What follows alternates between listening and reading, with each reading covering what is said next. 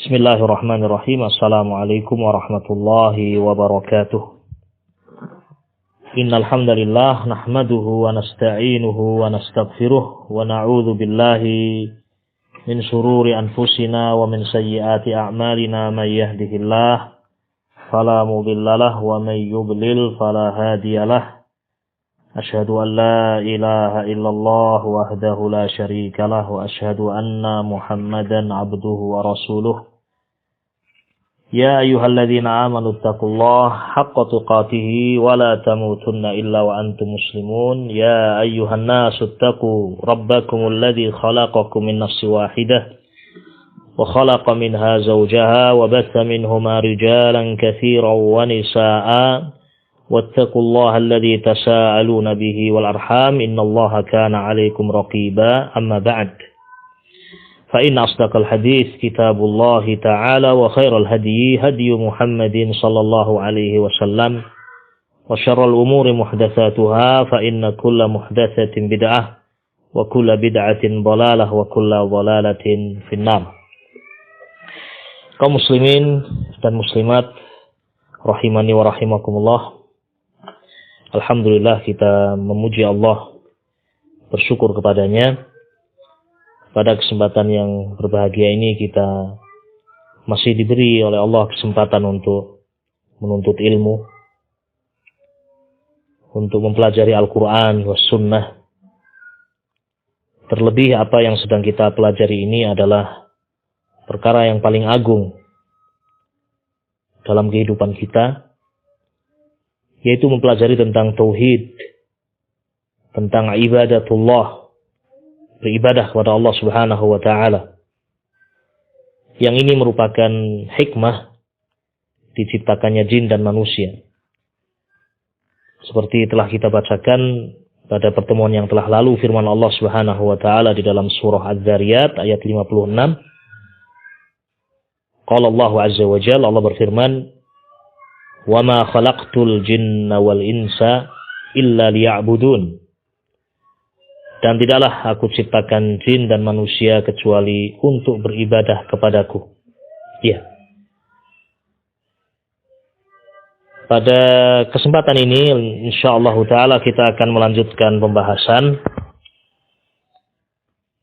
Telah kita sebutkan pada pertemuan yang telah lalu bahwasanya pada bab yang pertama dari kitab Tauhid, muallif Syekhul Islam Al-Mujaddid Muhammad bin Abdul Wahhab rahimahullah, beliau menyebutkan 5 buah ayat dan 1 buah hadis. Kita telah membaca 5 buah ayat yang semuanya menjelaskan tentang makna tauhid, kemudian juga hakikat tauhid. Yang berikutnya adalah pembahasan hadis Mu'adz bin Jabal. Hadis Mu'adz bin Jabal. Baik, kita baca ikhwatul kiram rahiman rahimakumullah, an Mu'adz bin Jabal radhiyallahu taala anhu annahu qala kuntu radifan nabiy sallallahu alaihi wasallam ala himar. Kuntu radifan nabiy sallallahu alaihi wasallam ala himar. Faqala li ya Mu'adz atadri ma haqqullah 'alal ibad wa ma haqqul ibadi 'ala Allah? Qultu Allah wa rasuluhu a'lam. Qala haqqullah 'alal ibad an ya'buduhu wa la yusyriku bihi syai'a. Wa haqqul ibadi 'ala Allah alla yu'adziba man la yusyriku bihi syai'a. Qultu afala ubashshirun nas? Qala la tubashshirhum fayattakilu. Akhrajahu fi as-sahihain. Dari sahabat Mu'adz bin Jabal radhiyallahu taala anhu, Mu'adz bin Jabal berkata, menceritakan, kuntu radifan Nabi sallallahu alaihi wasallam. Suatu saat saya dibonceng oleh Nabi alaihi salatu wassalam ala himar, di atas himar, di atas keledai. Faqala li, maka Nabi bertanya ketika itu kepadaku, ya Mu'ad, wahai Mu'ad, atadri ma haqqullah 'alal ibad? Apakah engkau tahu apa hak Allah atas hamba-hambanya? Wa ma haqqul ibadi 'ala Allah, dan apa hak hamba-hamba atas Allah? Qultu, maka aku katakan, Allah wa rasuluhu a'lam. Allah dan Rasulnya yang mengetahui. Qala, maka Nabi bersabda, haqqullah 'alal ibad, hak hamba atas Allah adalah an ya'buduh, wajib atas mereka beribadah hanya kepada Allah, wala yusyriku bihi syai'a, dan tidak menyekutukan Allah dengan sesuatu apapun. Wa haqqul ibadi 'ala Allah, dan hak hamba-hamba atas Allah adalah alla yu'adziba, Allah tidak akan mengazab man la yusyriku bihi syai'a, seorang hamba yang tidak menyekutukan Allah dengan sesuatu apapun. Sebuah kabar gembira tentunya di sini. Ya. Kabar gembira bahwasanya Allah tidak akan mengazab siapapun yang dalam kehidupan ini tidak menyekutukan Allah Subhanahu wa taala. Maka sahabat Mu'ad bin Jabal begitu mendengar berita ini, beliau mengatakan, afala ubashirun nas ya Rasulullah, bolehkah aku kabarkan berita gembira ini kepada manusia? Qala, Nabi mengatakan, la tubashirhum, jangan engkau sampaikan kepada mereka. Fayattakilu, khawatir kemudian mereka tidak berlomba-lomba dalam beramal, mencukupkan dengan hal ini. Akhrajah, hadis ini dikeluarkan oleh Al-Imam Al-Bukhari rahimahullah dan Al-Imam Muslim di dalam Sahihain. Kaum muslimin rahimani rahimakumullah. Hadis ini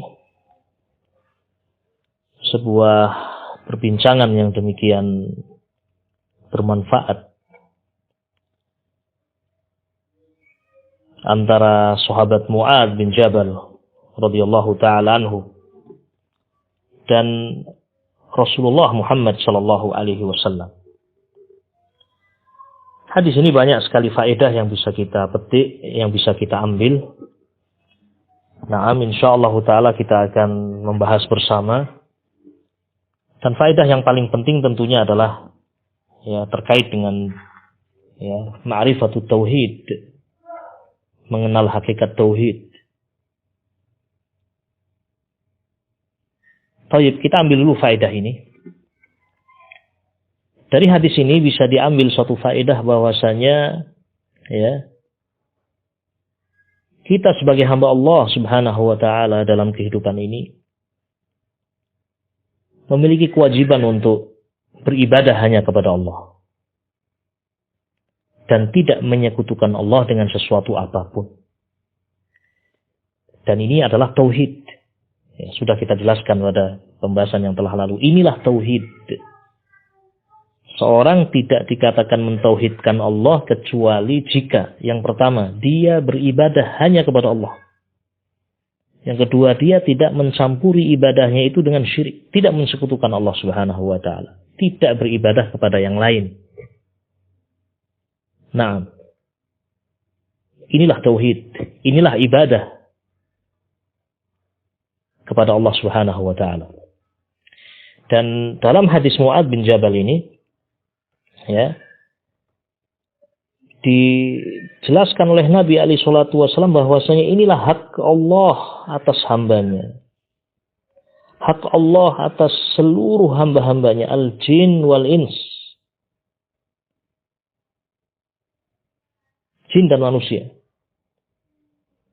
Maka hadis ini sama dengan ayat-ayat yang sudah kita baca. Termasuk ayat di dalam surah Al-Zariyat ayat 56. Allah Subhanahu wa taala berfirman, "Wa ma khalaqtul jinna wal insa illa liya'budun, dan tidaklah aku ciptakan jin dan manusia kecuali untuk mereka beribadah hanya kepadaku. Itulah haknya Allah Subhanahu wa taala, hak Allah atas hamba-hambanya. Nah, dan inilah yang ditanyakan oleh Nabi alaihi salatu wassalam di dalam kisah ini kepada Mu'adz bin Jabal. Ketika Rasul memboncengkan Mu'adz bin Jabal, beliau menanyakan ini kepada Mu'adz. Wahai Mu'adz, atadri, tahukah engkau apa hak Allah atas hamba? Kemudian Mu'adz menjawab, Allah wa rasuluhu a'lam, hanya Allah dan Rasulnya. Allah dan Rasulnya yang mengetahui. Kemudian dijawab oleh Nabi alaihi salatu wassalam dengan jawaban ini. Hak Allah atas hamba adalah an ya'buduh wa la yusyriku bihi syai'a. Kemudian faedah berikutnya dari hadis ini. Hadis ini menyebutkan sebagian dari keutamaan tauhid. Sebagian dari fadilah, keutamaan orang yang mengesahkan Allah dalam ibadah. Apa itu? Seperti disebutkan dalam hadis ini, wa haqqul ibadi 'ala Allah, dan hak hamba atas Allah an la yu'adziba man la yusyriku bihi syai'an. Allah tidak akan mengazab orang yang tidak menyekutukan Allah dengan sesuatu apapun. Ya.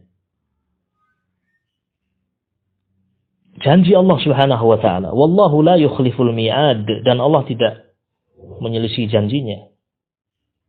Naam. Seorang dalam kehidupan dunia ini, walaupun dia amalannya sedikit, tidak memperbanyak sunnah misalnya, hanya yang wajib yang dia lakukan, hanya sholat 5 waktu yang dia laksanakan kewajiban-kewajibannya, syarat-syarat dan rukun-rukunnya. Kemudian setelah itu dia tidak pernah sholat rawatib misalnya. Puasanya puasa Ramadan, hanya yang wajib-wajib. Yang sunnah dia tidak melakukannya. Misal. Namun dia tidak mensekutukan Allah Subhanahu wa taala. Dia betul-betul murni di dalam beribadah kepada Allah. Maka dia akan selamat. Tidak mungkin diazab oleh Allah Azza wa Jalla. Allah tidak mengazab orang yang mentauhidkan Allah Subhanahu wa taala, melaksanakan kewajiban. Walaupun dia kurang di dalam melakukan ibadah sunnah.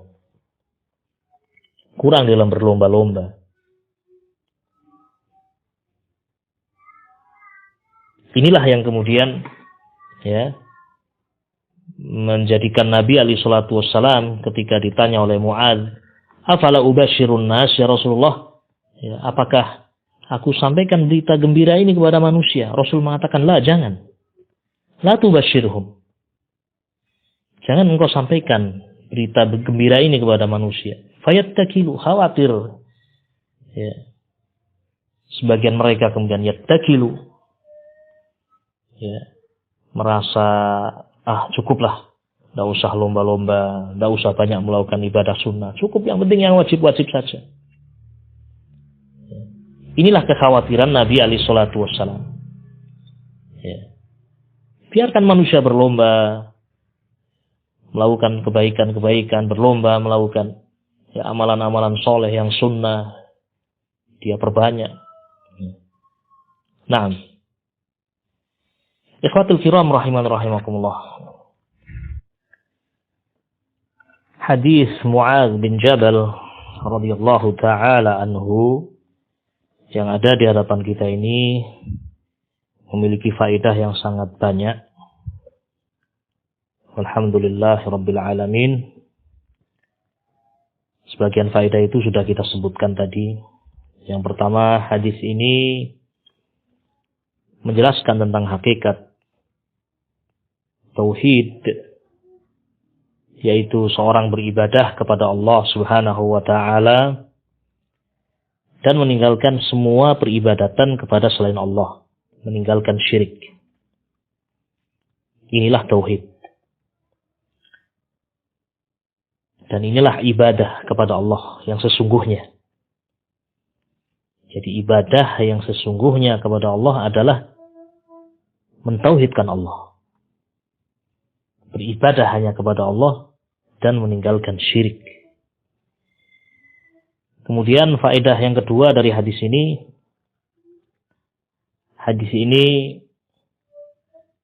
menyebutkan tentang keutamaan orang yang mentauhidkan Allah Subhanahu wa taala, yaitu Allah akan menyelamatkan dia dari azab Allah Subhanahu wa taala. Allah tidak akan mengazab man la yusyriku bihi syai'a. Tidak akan mengazab seorang yang tidak mensekutukan Allah Subhanahu wa taala. Dan insyaallah taala pembahasan tentang keutamaan tauhid ya akan disebutkan dalam bab khusus dalam kitab ini. Kemudian faedah yang ketiga dari hadis ini menunjukkan keutamaan sahabat Mu'adz bin Jabal. Nah, beliau seorang sahabat yang memiliki keutamaan yang sangat banyak. Mu'adz bin Jabal Al-Khazraji Al-Ansari. Beliau salah seorang ulama min ulama'is sahabah. Dan beliau dikatakan sebagai a'lamu hadhil ummah bil halal wal haram.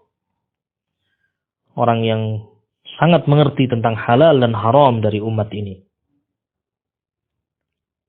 Sehingga Nabi pun sangat memberikan kepercayaan kepada beliau. Di antara contoh kepercayaan Nabi kepada Mu'adz, ketika Nabi telah menguasai kota Mekah, Fathu Makkah, ya, Rasul alaihi salatu wassalam ya menugaskan Mu'adz untuk berada di Mekah sebagai qadhi, sebagai muallim, sebagai alim yang mengajarkan ilmu, ya, sebagai qadhi yang memutuskan permasalahan-permasalahan di tengah manusia. Kepercayaan yang luar biasa dari Nabi alaihi salatu wasallam kepada Mu'adz bin Jabal. Dan pada tahun yang ke-9 Hijriyah atau 10 Hijriyah, ya, Rasul utus Mu'adz bin Jabal ke Yaman. Dan hadis tentang diutusnya Mu'adz ke Yaman oleh Nabi alaihi salatu wasallam akan datang penjelasannya insyaallah. Dia utus ke Yaman, ya, untuk berdakwah, untuk menjadi qadhi, untuk menjadi muallim. Nah, tidak ketemu lagi dengan Nabi setelah itu. Ya, tidak ketemu lagi dengan Nabi alaihi salatu wasallam setelah beliau pergi ke Yaman. Karena diutus di akhir-akhir hayat Nabi alaihi salatu wasallam.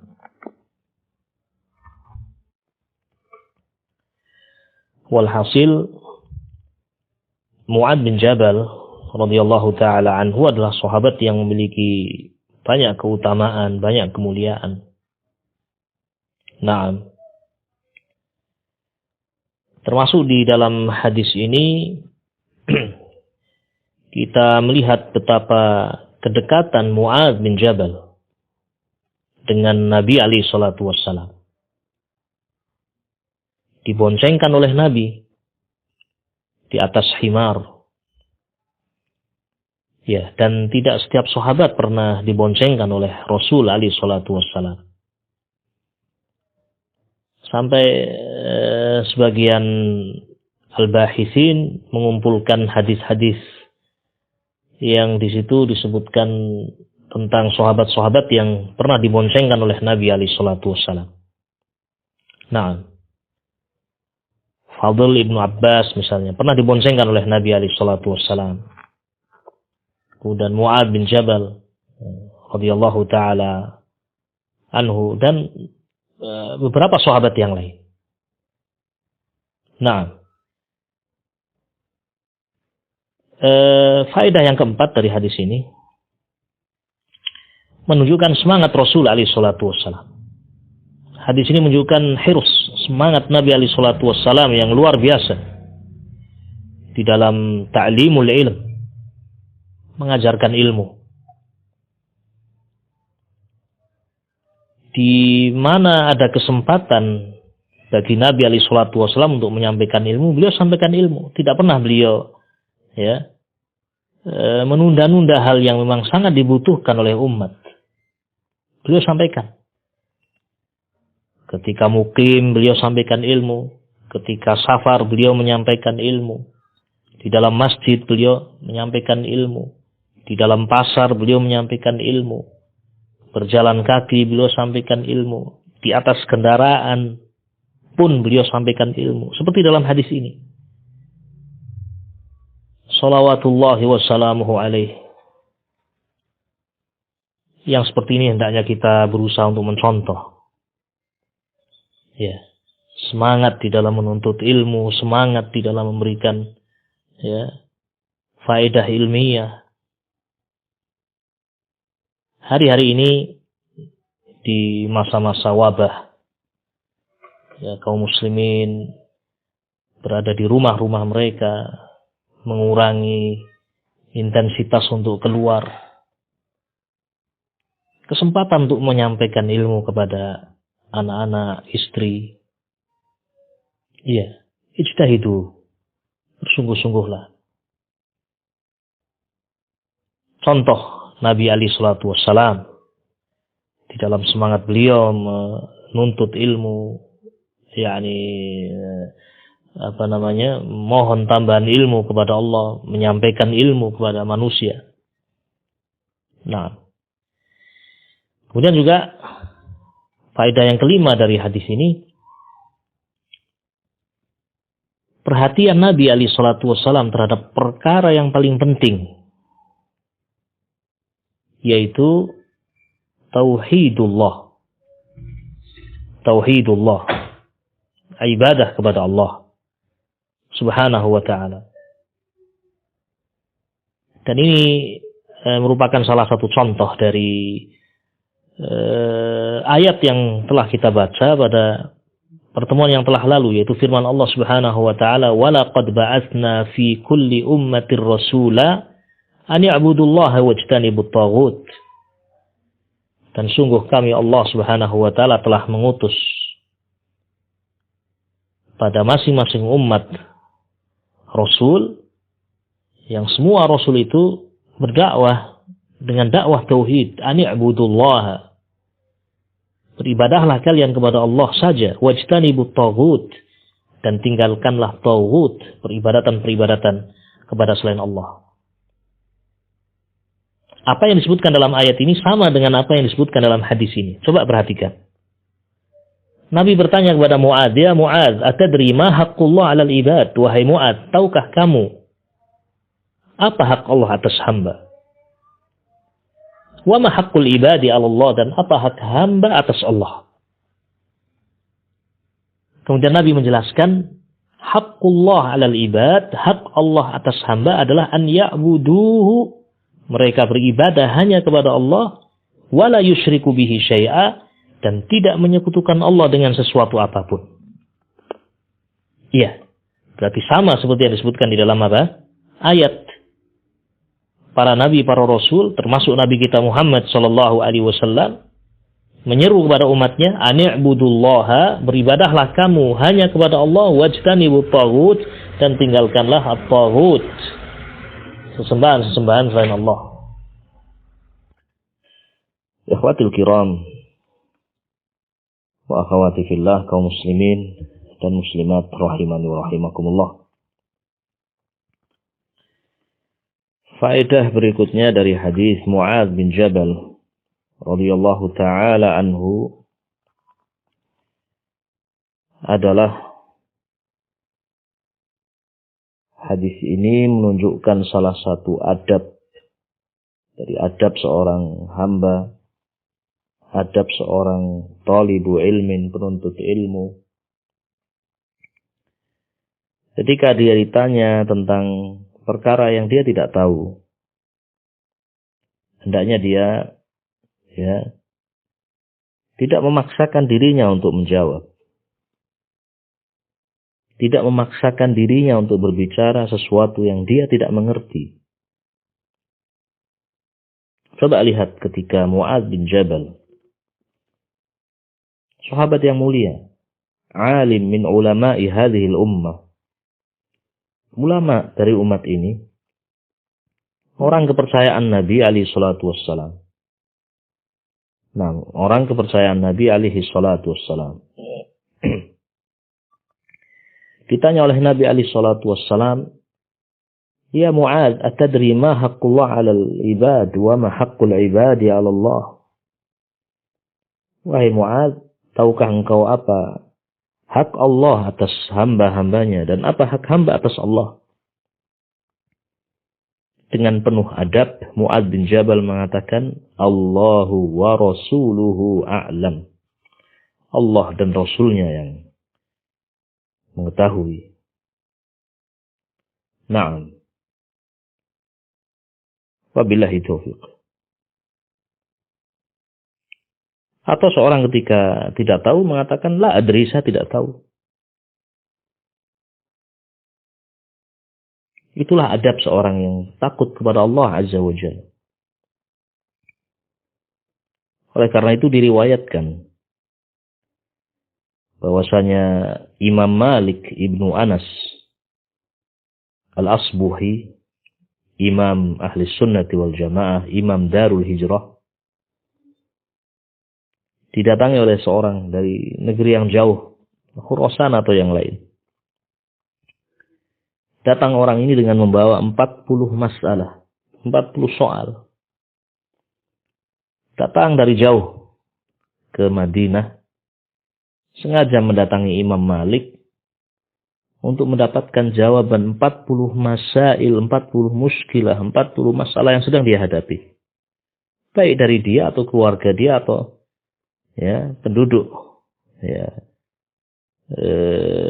negerinya yang menitipkan soal kepadanya. Nah,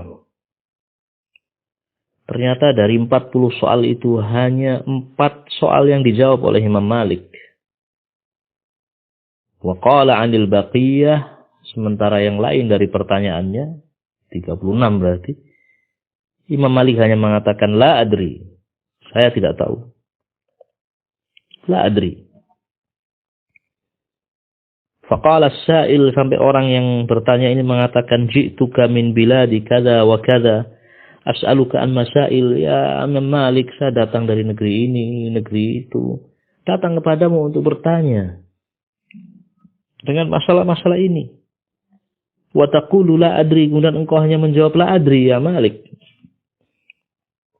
Faqala lah, maka berkatalah Imam Malik, irkab rahilatak wadhhab ilal balad alladhi ji'ta minhu wa qul sa'altu Malikan wa qala la adri. Apa kata Imam Malik? Tafadhal, naiklah kamu kendaraanmu, pergi kembali ke negerimu dan katakan kepada penduduk negerimu, saya sudah bertanya kepada Imam Malik, saya sudah bertanya kepada Malik, namun jawaban dia la adri, saya tidak tahu. Katakan pada mereka. Nah, inilah adab ulama. Tidak seperti orang-orang yang melampaui batas. Iya. Dai selebritis. Ya.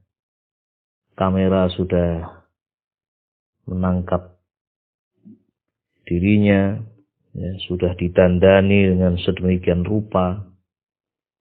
Nah, telekonferensi atau telepon sambungan seluler langsung disaksikan oleh para pemirsa, didengarkan oleh para pendengar. Semua pertanyaan dia jawab. Tidak peduli di atas dalil atau tidak di atas dalil. Dai-dai yang seperti inilah yang membahayakan umat. Tidak mendidik umat. Iya. Adab seorang alim, adab seorang thalibu ilmin, ketika dia tidak mengerti tentang perkara agama, ditanya, Hendaknya dia mengatakan la adri, saya tidak tahu.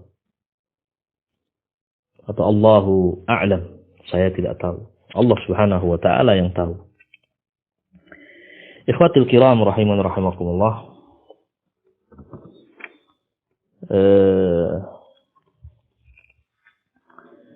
Ada faedah penting dari Syekh Shalih bin Fauzan hafizahullahu ta'ala terkait dengan ucapan Allah wa rasuluhu a'lam. Allah dan Rasulnya yang mengetahui. Ini jawaban Mu'adz bin Jabal. Kata beliau dalam kitab I'anatul Mustafid. Jawaban Allah wa rasuluhu a'lam itu. Hadza yuqalu fi hayatin Nabi sallallahu alaihi wasallam. Jawaban seperti ini ya diucapkan ketika Nabi masih hidup. Nah, Allah dan Rasulnya yang mengetahui. Amma ba'da wafatin Nabi sallallahu alaihi wasallam, adapun sesudah wafatnya Nabi alaihi salatu wassalam, fa innahu yuqal, maka cukup dikatakan Allahu a'lam. Kita hanya mengatakan Allahu a'lam. لأن النبي صلى الله عليه وسلم قد انتقل من هذه الدار إلى الرفيق الأعلى إلى الدار الآخرة. Karena beliau sudah berpindah. Tidak lagi dalam kehidupan dunia, tidak ada wahyu yang turun kepada beliau. Nah, beliau sudah berpindah ke negeri akhir. Nah, baik. Kita kembalikan ilmunya kepada Allah Subhanahu wa taala. Baik. Wabillahi taufiq. Sesudah wafatnya Nabi alaihi salatu wassalam, syariat sudah selesai. Sudah selesai. Nah, dan beliau telah kembali ya. yakni telah dicabut ruhnya, telah berpindah ke alam barzakh. Nah, beliau tidak bisa lagi memberikan jawaban terhadap pertanyaan-pertanyaan manusia. Baik. Tidak bisa seorang datang ke makam Nabi kemudian bertanya, ya Rasulullah, saya punya masalah ini, punya masalah itu. Apa jawabannya Rasulullah? Tidak bisa. Tetapi syariat telah sempurna, wahyu telah Allah turunkan. Ya. Wabillahi taufiq. Ini perkara penting yang diingatkan oleh Syekh Shalih bin Fauzan, bahwasanya jawaban Allah wa rasuluhu a'lam ini diucapkan ketika Nabi alaihi salatu wasallam masih hidup. Wallahu a'lam. Ikhwatul kiram rahiman rahimakumullah.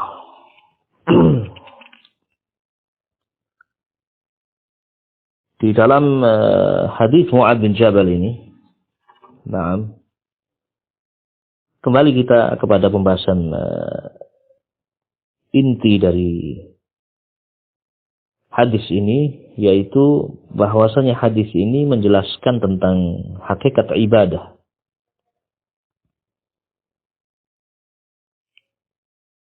Nabi alaihi salatu wasallam mengatakan tentang hak Allah atas hamba, haqqullah 'alal ibad an ya'buduhu wa la yusyriku bihi syai'a. Mereka beribadah hanya kepada Allah dan tidak mensekutukan Allah dengan sesuatu apapun. Dari hadis Mu'adz bin Jabal ini, sekali lagi, ini adalah dalil bahwasanya al-ibadah la takunu ibadatan illa ma'at tauhid. Ibadah itu tidak dianggap ibadah yang benar kecuali jika diiringi dengan ikhlas. Diiringi dengan tauhid, mengikhlaskan ibadah hanya untuk Allah. La yusyriku bihi syai'ah. Bukan sekedar melakukan ibadah, tidak. Tetapi dalam kamu melakukan ibadah itu adalah mukhlishan lillah, untuk Allah semata, dan engkau tidak memberikan sedikit pun ibadah kepada yang lain. Ya. Orang 24 jam hidup dalam sehari, misal 24 jam kurang 5 menit dia beribadah kepada Allah. Namun 5 menit dia gunakan untuk beribadah kepada Nyai Roro Kidul misalnya. 5 menit dia gunakan untuk menyembah berhala. 5 menit dia gunakan untuk berdoa kepada orang soleh. 5 menit dia gunakan untuk bertawakal kepada malaikat. Menyembelih untuk malaikat. Maka ini tidak dikatakan mentauhidkan Allah. Orang dikatakan mentauhidkan Allah ketika dia meninggalkan syirik billahi azza wa jalla. Oleh karena itu diingatkan dalam hadis Mu'adz bin Jabal, bahwasanya hak Allah atas hamba adalah an ya'buduh, dia beribadah kepada Allah, wala yusyriku bihi syai'a, dan tidak menyekutukan Allah dengan sesuatu apapun. Jadi ibadah itu tidak dikatakan ibadah kecuali jika diiringi dengan keikhlasan. Kemurnian ibadah hanya untuk Allah Subhanahu wa ta'ala. Ma'asyiral muslimin wal muslimat, kaum muslimin dan muslimat yang saya muliakan dan saya cintai fillah. Kita tutup pembahasan bab yang pertama dari kitab Tauhid dengan menyimpulkan beberapa faedah yang bisa kita ambil dari bab yang pertama ini. Kata Syekh Shalih bin Fauzan, "Fahadzal babu ishtamala ala fawaida 'azimah."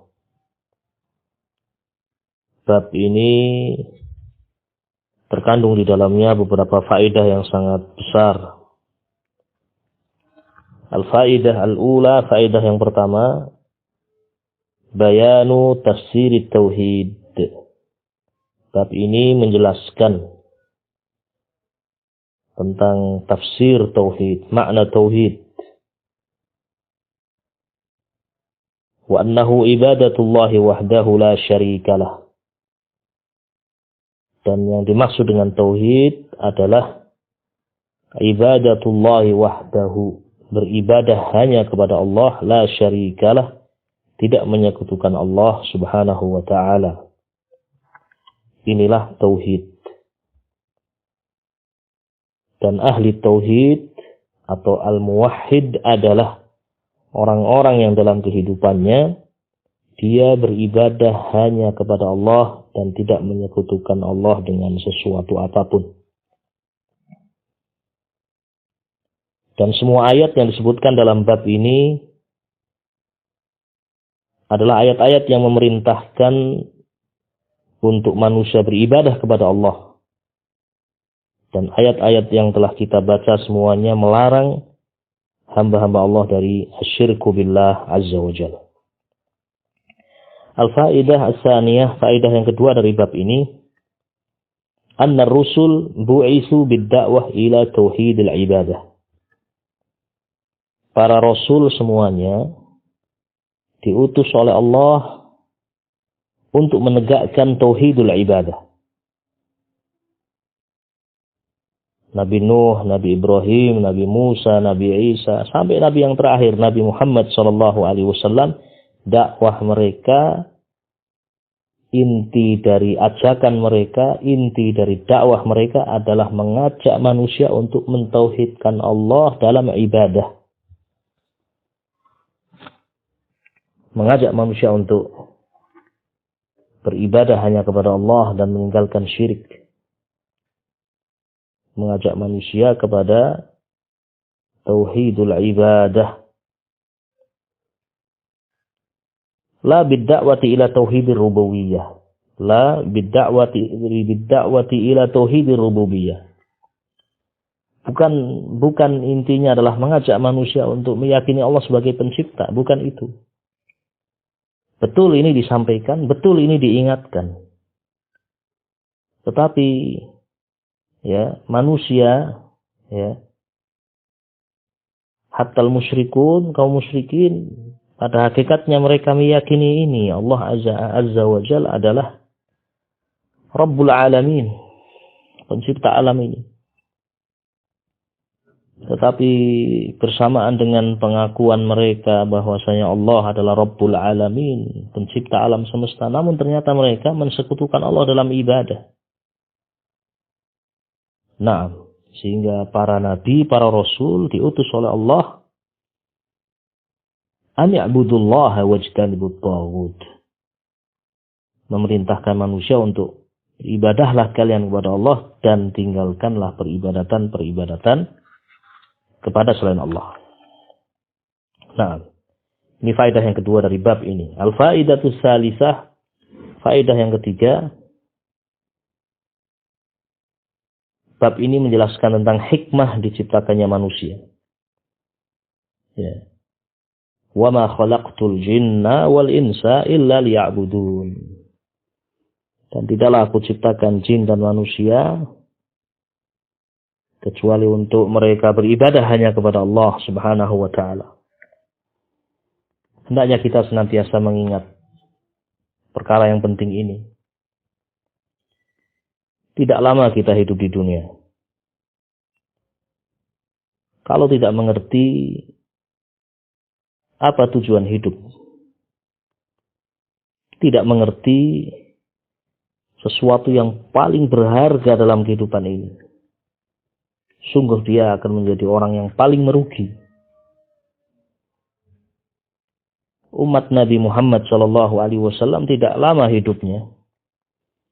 A'maru ummati ma baina 60 ila 70 wa aqalluhum man yajuzu dhalik. Umur umatku antara 60 sampai 70 tahun. Dan sedikit saja yang melewati umur itu. Ada yang meninggal baru 30-an tahun, 40-an tahun. Laisa bitawil. Tidak lama hidup di dunia ini. Kalau dia berpikir dalam kehidupan ini adalah untuk mengumpulkan harta, sungguh dia akan rugi. Capek mengumpulkan harta. 50 tahun capek mengumpulkan harta. Kemudian setelah itu menikmati hanya 5 tahun. Mati setelah itu. Ketika menikmatinya pun itu dalam keadaan bakhil, kikir. Karena disimpan. Ya kenikmatannya hanya menghitung-hitung emasnya, menghitung-hitung peraknya. Ya, melihat rekeningnya berapa ini sudah tambah. Melihat sertifikat rumahnya, tanahnya. Oh, saya sudah punya sertifikat 10. Saya sudah punya tanah sekian hektar. Tidak bisa menikmati hidup ini. Capek, susah payah dalam mengumpulkan harta, kemudian dia tidak bisa menikmati kecuali syai' yasir, sesuatu yang sangat sedikit. Setelah itu mati, mempertanggungjawabkan semua apa yang dia kumpulkan itu. Maka kalau tidak mengerti tujuan hidup, orang betul-betul akan hina. Iya, tujuan hidup kita adalah ibadatullah, beribadah hanya kepada Allah dan meninggalkan taghut, meninggalkan peribadatan kepada selain Allah. Dan yang terakhir, faedah dari bab ini, al-faidatur rabi'ah, faedah yang keempat, annal ibadah la tanfa'u ma'asyirik. Ibadah itu tidak bermanfaat kalau ada syirik di dalamnya. Puasa, haji, sholat, macam-macam dia lakukan ibadah-ibadah itu. Namun ternyata dia melakukan syirik. Masih menyembelih untuk selain Allah Azza wa Jalla. Menyembelih untuk jin atau yang dikatakan itu Dewi Sri. Menyembelih untuk itu yang namanya Nyai Roro Kidul. Itu semuanya syayatin. Setan-setan. Menyembelih untuk jin fulan, jin ini. Nah, berdoa kepada fulan, wali fulan, dan seterusnya. Masih melakukan asyirik billah azza wa jalla. Datang ke kuburan Sayyid Badawi. Jauh pergi. Ke Mesir sana. Bernazar untuk Sayyid Badawi. menyembelih untuk Sayyid Badawi. Datang ke kuburan Sayyid Badawi, minta tolong pada Sayyid Badawi. Padahal menyembelih itu hanya untuk Allah. Fasholli li rabbika wanhar. Salatlah engkau wahai Nabi dan menyembelihlah kamu hanya untuk Allah. Nazar juga hanya untuk Allah. Yufuna bin nazri, mereka orang-orang yang beriman menunaikan nazar mereka untuk Allah. Berdoa juga hanya untuk Allah. Ad-du'a'u huwal ibadah. Doa itu adalah ibadah. Jadi tidak ada faedahnya ketika seorang dia sholat 5 waktu, dia membayar zakat, misal. Namun bersamaan dengan itu dia menyembah tukang sihir, menyembah jin, menyembah berhala, menyembah syayatin, menyembah malaikat. Tidak ada faedahnya.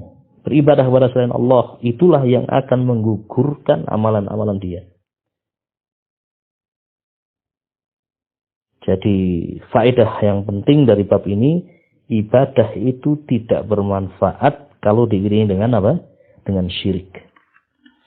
Kaum muslimin rahiman rahimakumullah. Ini barangkali yang bisa kita sampaikan pada kesempatan kali ini. Menyelesaikan pembahasan bab yang pertama, hadis Mu'adz bin Jabal yang diriwayatkan oleh Al-Bukhari dan Muslim, ya, tentang hak Allah atas hamba dan hak hamba atas Allah. Semoga yang sedikit ini berfaedah dan bermanfaat. Naktafi bihadzal qadri wa sallallahu wasallam ala abdika wa nabiyyika Muhammad wa ala alihi washabbihi ajma'in. Subhanakallahumma wa bihamdika asyhadu an la ilaha illa anta astaghfiruka wa atubu ilaik. Assalamualaikum warahmatullahi wabarakatuh.